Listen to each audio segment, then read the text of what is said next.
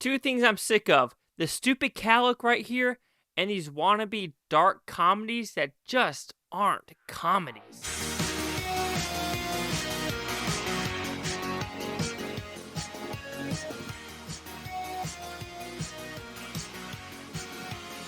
Chase, Lee Hockey here at the Blue Futon reviewing Miller's Girl. What's about? Pretty simple premise. We have a very smart high schooler who kind of falls for the English teacher. But now, is she going to dupe him? Is he going to dupe her? What is going to occur in this weird, dark comedy, if you want to put it that way?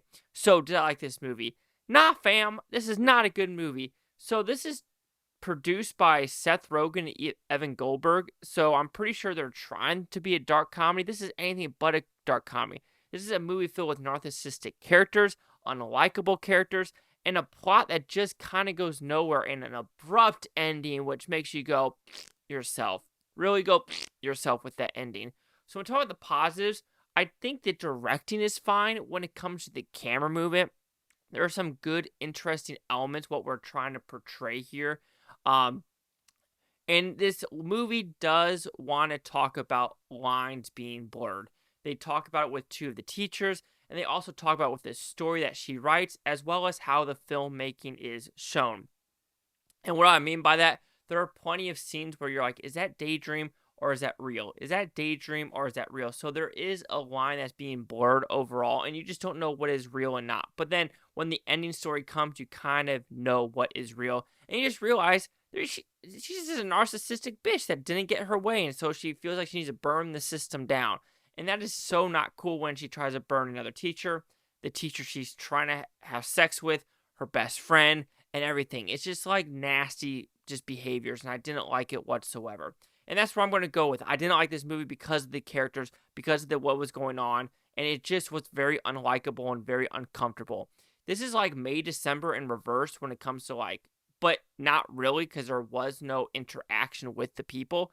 But it just feels dirty, and I just was uncomfortable through 90% of the film, because it is a, 50-year-old and an 18-year-old, and you're just like, am I supposed to like what's going on screen? Like, I just don't know if people are trying to normalize this, and I think that kind of scares me a little bit, that we want to normalize this, of this whole relationship gap. Sure, I understand that it does occur a little bit, and the reverse roles. It happens a lot in Hollywood, with Aaron Taylor-Joy and his wife, as well as like Dolph Lundgren and his 27-year-old like wife as well.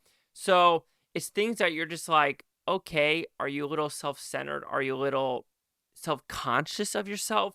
And that kind of goes with this story. But like I said, with this movie, it's narcissistic, no likable characters, just situations that make you feel dirty. And I think it's supposed to make you feel dirty, but then at the same time, you're like, what are we trying to say with this movie? Because at some points, it is like, is a fair going to happen or is it not going to happen? And at other points, you're just like, what's the point of the movie overall? Because it tries to do something at the very end where it's like, the girl did it because the guy needed to get out of his shell and write more. And it's just like, nah, I don't believe that.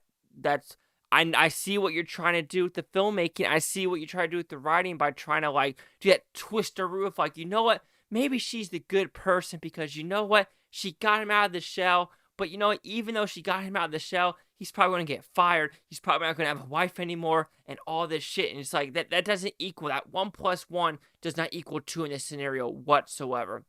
So overall, Miller's Girl, I did not like this movie whatsoever. It's manipulative. It's narcissistic.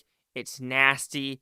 It's just a movie which, when the credits roll or the title shows itself, you go, oh, it's incomplete, and it's just a cop-out.